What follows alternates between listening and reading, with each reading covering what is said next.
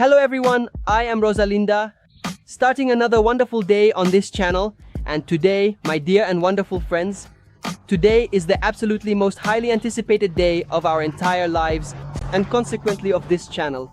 Today, we're finally going to do the tour of our house, guys, the tour of our new house. I can't believe we're finally saying this.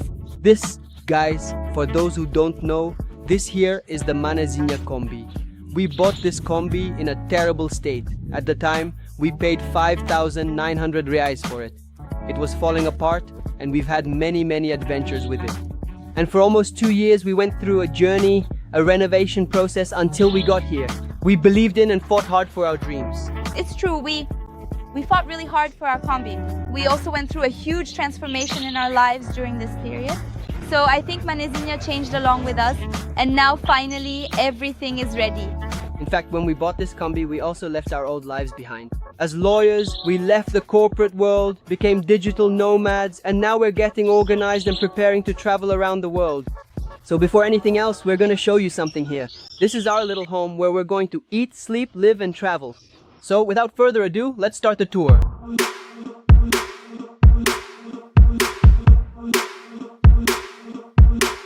Well, first of all, our combi is a 1986 combi clipper, and we renovated everything.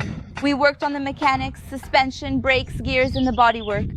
Its yellow color now is the same yellow as the Opala, this beautiful yellow. And when we open our little door, we have our little window right here. And right up front is our little stove. It has 2 burners and an oven here. The oven is quite big. We were even unsure whether we wanted a cooktop or if we wanted to have an oven. But in the end, we decided to go with this little oven, which is a really good size. So it has 3 knobs here, but it doesn't have electric ignition. So we have to light it with a match to get it going. To secure it, we have this wooden structure here made of MDF with a piece of wood. This wood is resin-coated Jaquitiba, so it has this smoother texture and it won't get damaged by moisture or anything like that. And here we have something really cool. To really have this lock, even if we go over a slope and the combi tilts a bit, we have our little lock here. Look. Got it? Got it? If you pull it, the little stove will open and it will drop down here. Look, a little leg to adjust the height.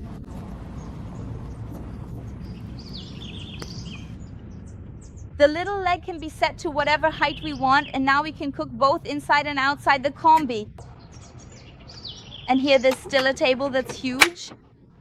It stays attached so we can have our whole kitchen set up outside. This sliding system is made with a rail that stays here on the inside.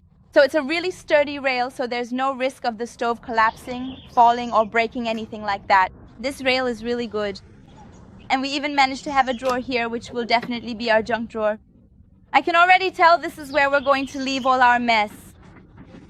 And it's a really big drawer. And again, it locks like this, so you can see the drawer doesn't open. Our little stove runs on gas, so behind it there's a hose, which is the safest kind there is. And it runs behind until it gets to this cabinet here. Our gas is a P13 cylinder, which stays inside this cabinet. It's built in, so there's no risk of it moving around. It doesn't shake, move, or anything like that. It's held in place really securely. And back there we have a pressure gauge that checks how much gas we still have, so we know if it's almost empty, just started, or how things are going. The little door turned out really nice because it's like this. Look, it's a sliding one, so we can open and close it without any problems at all. It turned out really great, white, just the way we wanted it. And then we have these locks, which are really good because you just press the little button there, see? And then that's it. You see that the little door doesn't slide anymore, it doesn't move, so there's no risk of us driving, going down a bumpier road, and the door's starting to open up. That's not going to happen. Above the gas is our sink. We asked for a really big sink, so we have plenty of space. So we can wash the dishes, wash the pots, everything is right here. And we also have our little faucet, which is a flexible faucet. Look, we can make use of all its space, and there's also a built-in spot for detergent, which makes washing dishes easier since you don't have to carry a bunch of stuff around. And then, to make our countertop, which turned out beautiful, just wonderful, we're completely in love with this countertop. We used wood, it's Jaquitiba. It's the same as the one on the stove, which is resin coated, so it turned out amazing. It really has that motorhome vibe, it's just perfect. And next to our sink, we have our refrigerator. We were really unsure about it at first. We were debating what size fridge we should get, whether we should go for a bigger one or a smaller one. But in the end, we decided to go with this one. It's an 80-liter fridge from the brand Elber, and it's already designed specifically for motorhomes, so it has a lot of features that make all the difference. First of all, it's already 12 volts, which saves a lot on electricity in our little home. Probably if you get a regular fridge or a minibar or something like that, you have to convert it to 12 volts, but this one already comes in that format. And it has this safety latch here so the door doesn't open. Since the Combi shakes a lot, this latch makes all the difference, so the fridge doesn't keep opening while you're driving. And it's huge, super, super, super spacious. We have a pretty big freezer with space to put ice. So like this, we're really going to be able to make good use of its space. And here it has 7 levels, where you can control the temperature of the fridge. You can make it colder or less cold, right? And it also has an internal lock. Here there's this tray because of the freezer, and the space here is huge. Yesterday we put a pizza in and it fit the whole thing. So it's really going to be something that helps us a lot. We were really unsure when we were looking for a fridge because of the space. So even though we lost a bit of cabinet space, we gained a lot in refrigeration storage. And for us, that was really important because we always like to have a lot of fruit, a lot of fresh stuff. So it will always stay in our little fridge.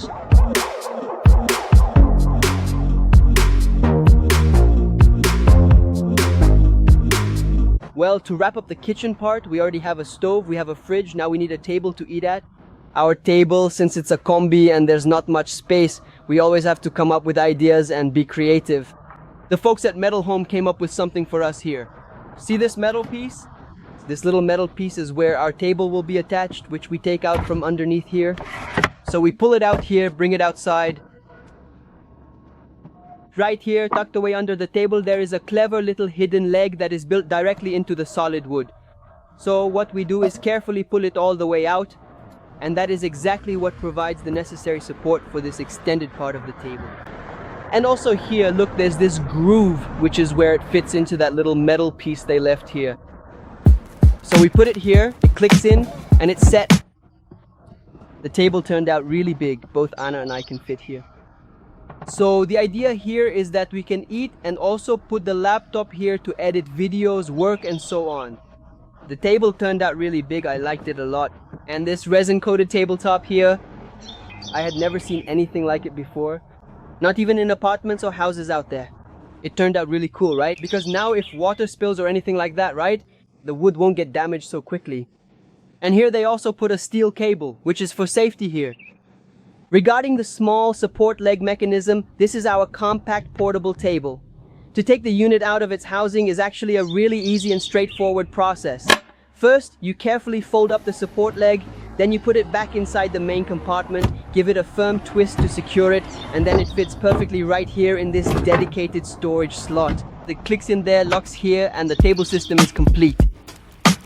Next to our kitchen, we need storage. We need cabinets both to store clothes, dishes, and food. And that's not something we have a lot of space for. In the Combi, so the people from Metal Home, which was the partner company that helped us build this dream, this little house on wheels, they were the ones who optimized the space in the best way for us. Here there's also a locking system just like before. Close it and the door is locked. Open it using our handle. Pull here and it has this sliding system that locks at the top and bottom, so it slides like this. That's something I had never seen in motorhomes before. Here we have 3 levels to put things for us to store stuff, and back here there's another cabinet. This cabinet here is a little bigger, also with the same sliding system. It also has 3 levels, but it's a bit deeper. Here we can fit slightly larger items. It has all this depth. This part is fixed. It looks like a small movable drawer, but it's fixed. And we have this depth to store more things. Did you make a shorty? Did you get it? It's closed and locked. It won't open at all. Here, below the upper cabinets, there are the lower ones, where we also have another cabinet with a good depth going inward. So we have access here to this side. It has this little system here of, I don't know the name, but soft closing. So it doesn't slam shut. it doesn't slam shut either. And down here we have another cabinet to store things, which is actually dirty, so we need to clean it. We just got the combi and we're doing a tour here because we were excited to show it and you were excited to see how it turned out, right? Those two cabinets I showed you, they're right here under our bench bed. Here we left a space where our porta potty goes, which is our big portable toilet so we can take care of business in an emergency, right? When you get a sudden stomach issue. We lift it up here, sit down, take off this Latch. the latch that separates the top compartment from the bottom. You do your business here. Here there's a flush button you press. It's hydraulic, right? There are hydraulic ones and accordion style ones. People say the accordion style ones have a lot of issues based on the feedback we've read, so we got this one, which is hydraulic. The water runs here, flushes down, you close this, and then there are two side latches that we remove, and this part, the top part, it stays here, and this is what you take with you. At a gas station restroom, you get to the toilet, open this up, pour it into the toilet, and that's it. Of course, you're not going to dump a mess, right? You put a liquid in here called deodorizer, which dissolves everything, turns it all into liquid inside. It even smells pretty decent, and then you pour it into the toilet. This here is our little bed. Anna's mother sewed it. We got a mattress, a foam, which has a certain density. 33, which means it can support 330 kilos. Anna and I don't even weigh half that, so for us it's enough. We use this fabric that we bought. It's also a waterproof fabric in this more neutral grayish color. So if water spills here, there won't be a problem with getting it wet. If it gets dirty, it's easier to clean. And how are we going to sleep here? This here is a little bench. It has this support here so we can lean back and relax. Its system works just like a sofa bed. We pull it and it folds down. Just like we did here a moment ago. It's brand new, so I might fumble a bit to open it, but we have to remove this part here, push it back, pull it from underneath, lift it up, and then bring it forward. So here it's already going to catch a little on the... It touched the floor, just lift it up a bit here and then bring it forward. This part here fits into the bed. Everything is fitted in here. And down here in this section, it works exactly like this. It features this specific integrated slot that fits perfectly right here, effectively forming the solid structural base of our entire bed frame, right? This ensures that it doesn't hit or obstruct anything else. Once it's set up here, that's it. It ended up being 1.75 meters high.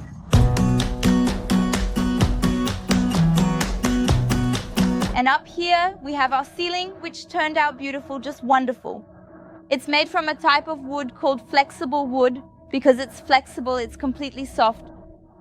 So we were able to shape it, to mold it perfectly to the size of our ceiling. The ceiling without a bunch of cuts or a lot of extra stuff. It turned out beautiful, exactly the way we wanted.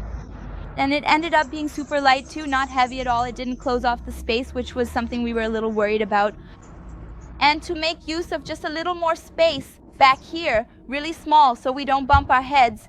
And we really won't bump our heads. We have our overhead compartment. It's inspired by airplane overhead bins. It works like this, look. We also have a little latch here. We unlock it and it opens up here.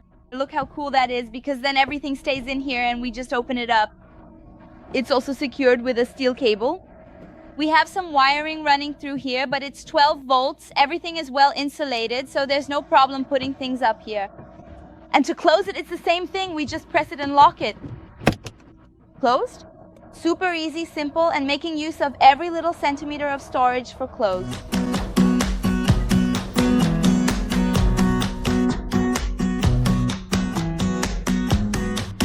And here we have our air cooler, right? Everyone told us to install an air cooler because we plan to go someday to the Northeast as well. So we listened to the advice and installed this air cooler. It's a 12-volt truck air cooler, so its electricity consumption will be much lower too. But it comes with a plastic trim to match its color. But the trim was really ugly. And it was like this huge thing. It would have gone all the way across the roof of our combi. It would have ruined the whole look. So the folks at Metal Home made this little recess, which turned out really nice. And they put this little yellow LED light inside. So that finished it off and made everything look neat. And as a bonus, we now have more light up here, which, by the way, is a light we really liked. A soft yellow, cozy light for nighttime. And this air cooler is really cool because unlike some others where you have to carry a box to put water in, right? Because it's water cooled. So without using an external box or attaching something outside the combi, the water storage for this air cooler is already internal. So it holds 12 liters of water, which we fill using a hose. And then it cools down the combi. With these buttons here, it's a plus and minus button. It doesn't have an on and off button for us. So to turn it on, you just keep pressing here until you feel that it stopped. Yeah, I'm turning it off. Look, until you feel that it stopped. And then to turn it on, you keep pressing the plus button. It's really strong, and it's very powerful. It cools a lot. It's going to be more than enough. Damn, I told you it gets cold. It's going to be more than enough to cool things down here. And all the doors. And here, our side panel was also covered with the same wood as the ceiling, which is flexible wood. And here, and I mentioned that we wanted storage, so since the combi is all uneven, they took advantage of this gap between two columns that wouldn't be used otherwise to make this little cabinet here for us to store phone chargers and small things. Everything will really be put here, making use of every centimeter. For the restoration of this vintage Volkswagen combi van, it is absolutely vital that we secure a reliable source of electricity. And here under our bench bed is where our control panel is. This panel was installed here where we have control over all the lights inside the combi, which I'll show you in a moment. Here we can check the charge level of our battery, which is right down here. And I'll show you. Here is the internal temperature control for the batteries in here, so they don't get too hot. We installed an incubator thermometer that stays with. It measures the internal temperature, and when it hits 25 or 24 degrees anyway, we can set the temperature we want inside here. It activates this cooler both here and in the back. One pulls air in and the other pushes it out to control the thermal temperature, right? So we don't have any overheating issues under the seat here, which is where our power station is located. Here we have two 115 amp stationary batteries, and we have two power sources for these batteries. The first is through solar panels. There are two 150 watt solar panels. They're up here on top of the combi, so the sun hits them, the panels capture the solar energy, and it goes to this MPPT charge controller from the charge controller. It sends it here to the circuit breaker, which provides the first layer of safety control, then to the batteries, where it passes through the fuses and distributes the electrical energy. 12 volts for the combi. So that's how we power our fridge, air cooler, and everything else that runs on 12 volts. Another way we can charge our batteries here is through an external outlet. Here on the outside of the combi, show it there, honey, there's a little outlet. Right over here, please take a close look. You can see this specific little electrical outlet right here in the corner. It is positioned exactly where we need it to be. So if we stop somewhere, we have a cable. We left it at home actually, we didn't leave it here. You plug it in there, connect it to an external outlet, and through this device here, it's from the brand Usina, 70 amps. It also charges the battery, so we have enough autonomy to live out on the road without an outlet. And when we stop somewhere, we can recharge the batteries using a power outlet. We found that we have about 3 or 4 days of autonomy without external charging, just with the solar panels getting a bit of sun, without needing an external outlet, just making the connection. All of this equipment here we got from the company 60 Hertz, and we'll leave the link in the video description. They have all the materials you need to set it up yourself. For installing a solar energy electrical system, whether for a motorhome or for a house. And the way things are with the price of electricity, it's a little system that's really worth investing in. And for things that aren't 12 volts, for which we need an outlet, 220 volts, charging the drone battery, charging a laptop, charging equipment, and so on. For anything we need that's 220 volts or 110 volts, we have to use a power inverter that converts 12 volts to 110 volts or 220 volts. So we have a little device over there that we turn on. It's called a 750 watt modified wave inverter. We already have a video here on the channel explaining the electrical system of the Combosa. We close this up, and then we have several outlets here inside the combi. We have 2 convenient electrical outlets here on our kitchen counter, and we also have 2 integrated outlets here right next to the bed. Now, What specific kind of lighting fixtures did we actually install here in this space? We put an LED over there, which lights up this side. We have one here in the middle. Up front, we also have one to help light up the cab at night. And there are two in the back underneath that. Two yellow ones down here. But the coolest one that we really liked was this little LED we put here, which is super cheap but really awesome. We carefully installed it right in this specific corner on the far right side of the van. And you can easily select the vibrant colors with the remote control. Even throw a little party if you want to. Here next to our panel, we also have the display. With it, we can see how much energy is coming from the solar panel, the battery charge. This here is so we can monitor how full our water tank is. So here, it's at 50%. In other words, we have 25 liters of water because our water tank holds 50 liters. So by pressing this button, we can check how much water we have in our tank. This thing here, it's a very important device. It's not just for show, it's an LPG gas detector. Since we have gas here inside the combi, right? And there have been cases of people who died inside motorhomes from inhaling LPG gas, so we installed a gas detector here. Since gas is denser than air, when a leak happens, the gas settles at the bottom. Consequently, if there is a gas leak, the vapors will flow in through this opening, and as soon as they reach the sensor, this device will start to go off to alert you of the danger. And then it alerts us so we know there's a gas leak. Here, next to our system, there's this pump, which is part of our hydraulic system. This pump here, which is a 110 PSI pump, is a hydraulic marine pump. It's what pumps the water so we can have water here in our little house. Because of course we're going to have water. My friends, this thing here it's ready for the zombie apocalypse. We have 3 water points here inside the combi, right? So how do you turn it on? Here on this panel, besides the little electrical outlets, we have this one here, which is for the water. We have water at the faucet. We have water here. We also have water here by the door, which is so we can wash our feet when we come back from the beach. We use the combi, so there's a nice water pressure too. Here, at the back of the combi, behind our cabinets, we have a little shower, my friends. Here, a little shower to bathe the dog, to bathe Anna. Here we have a valve. Hold on, Fifi. Then you turn the water on here. We have 2 settings for the shower head, right? You put it here, you can wash your hair, take a quick shower. Our idea actually is to put some Velcro around here and make a sort of little shower stall. So we're going to put a support here too, I think. And then we put the support here with Velcro, add a little top to create some privacy so no one can see us, and then we can take a nice chill shower here. How do we store water? We have a 50-liter tank, a 50-liter water tank that sits down here. It's made of poly... I'll leave it here. In the video, I don't remember the name of the material. It's 50 liters, it stays here, and on the other side of the combi, we have a wastewater tank. Because since we're going to use the sink, where does that water we're discarding go, right? Some people use that little bucket system or just dump it straight on the ground. Since we never know where we'll end up or if we'll be able to dump water or not, we have a waste disposal system right here. Let's go take a look.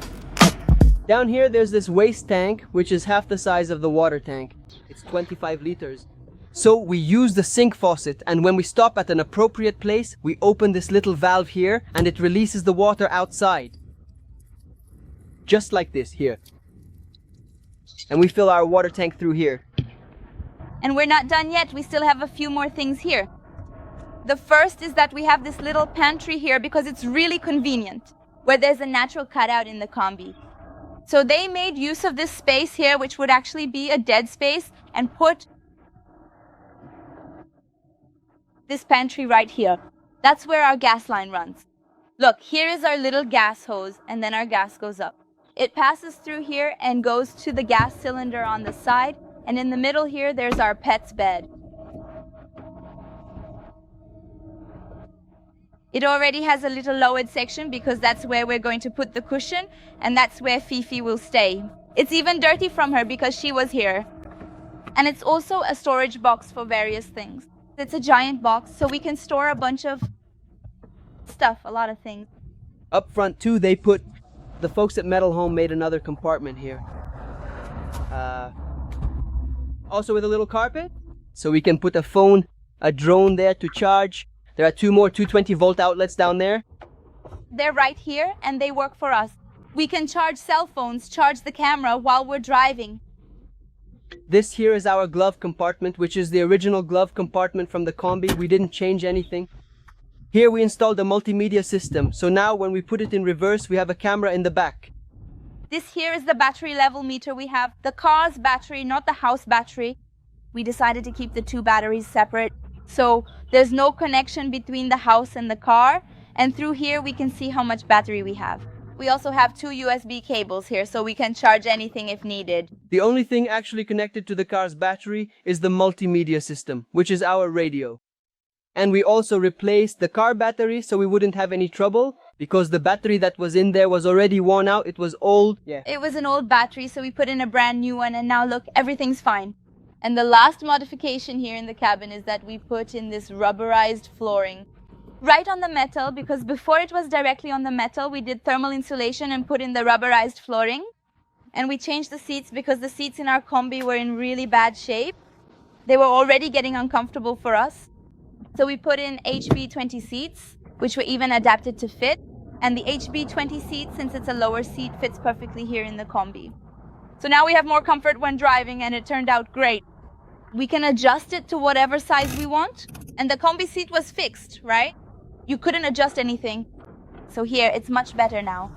And now on the other side of the Combi, we have our ladder, because it gives us access both to the solar panels up here and to our deck, since now we have a wonderful deck for ourselves. We can go up, relax, have some shima around, take a picture. It's really cool. Just look at it. And we have this little space that fits both me and Anderson comfortably. And a question we get asked a lot is, how much did it cost? I'll be honest with you, it's been a long time since we stopped keeping a spreadsheet of the Combi's expenses. Because otherwise, I think we would have given up a long time ago, because the small expenses, man, we had a lot, right? 200, 300, 200, 300, everything's 200, 300. 50 rees here, 20 rees there. So, man, if we had planned everything out and put it down on paper, I think we would have given up a long time ago. But doing a rough calculation of the total we spent on mechanics, bodywork, and all the materials we used here to build the motorhome, I think we must have spent around 50 to 60,000 rees over almost 2 years. Remember, this excludes the labor costs for assembling the motorhome. And also from various partnerships, for example, the electrical system, we got all the materials from 60 Hertz. This Elber refrigerator, we also partnered with them. The assembly of the motorhome, as I mentioned.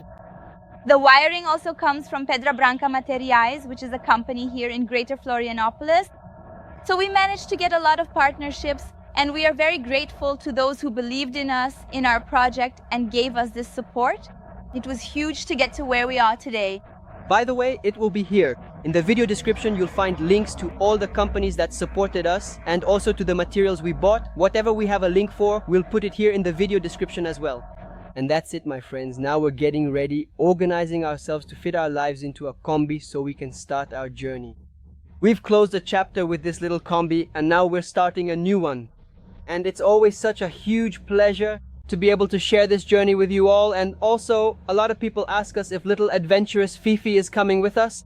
Of course she's coming. She is, for sure. Already is. The whole family is coming. She's already even microchipped. We put a microchip in her so we can make this trip following all the bureaucracy and all the requirements for surveillance. That's it, man. We're really happy. Really, really happy, man. It was a huge journey for us to get here, but man, yeah, it was worth it. All of it? Right? That's something we always say. We really took it one step at a time. We did that from the very start, from when we bought the Combi. It was honestly a really tough job, very slow. Actually, I know that you want to say it wasn't slow. It was fast. But for us, we lived every day intensely. But was it really necessary for us to be able to do all this today? If it hadn't been this way, it wouldn't have happened any other way. So we had to do all of this. Things happened exactly as they were supposed to happen. And the days of struggle are over now, finally. It's just days of glory. New days of struggle will begin. No days of glory. We'll still be fighting, but we'll be on the road. So that's it. Man, that's it, really. Believe in and fight for your dreams, because it's possible to turn dreams into reality. And we're living proof of that, right? If you have persistence, consistency, patience, awareness, planning. And also, if you don't have a bit of grit, a bit of fight, man, just put in the sweat and eventually you'll get there. And man, we're extremely happy. We're really happy. Sometimes we feel like this. And so, my dear friends, that is all for today. Thank you for watching, and I will see you all next time. See you around the world. See you on the road. Bye.